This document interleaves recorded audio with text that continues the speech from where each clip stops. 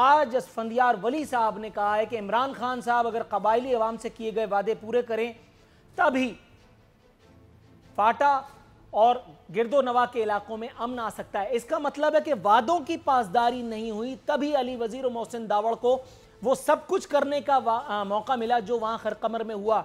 इसका मतलब है कि वो एक अमल जस्टिफाइड है। हुजूर क्या कहेंगे?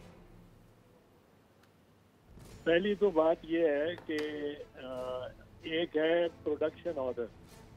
प्रोडक्शन ऑर्डर जो कोई एमएनए हो या पार्लियामेंट हो, ये स्पीकर का सिर्फ स्पीकर की सिर्फ सवाबदीद नहीं है। जब तक वो कन्विक्ट ना हो, स्पीकर की ये ड्यूटी है, फर्ज है, या ये वो जवाबित है जो आइन और कानून के तहत बनाए गए हैं।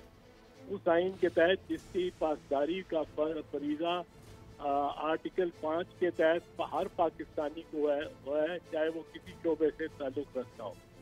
उसके तहत आर्टिकल 91 के तहत जो जवाबित बनते हैं वो आइनी जवाबित हैं। उनके तहत एमएनए के ऊपर कोई भी इल्ज़ाम हो, कुछ भी हो, और वो एमपी हो, सेनेटर हो, उसका बुलाया जाना जब हो रहा हो इजलास उस असेंबली का, ये तमाम स्पीकरान का फर्ज है।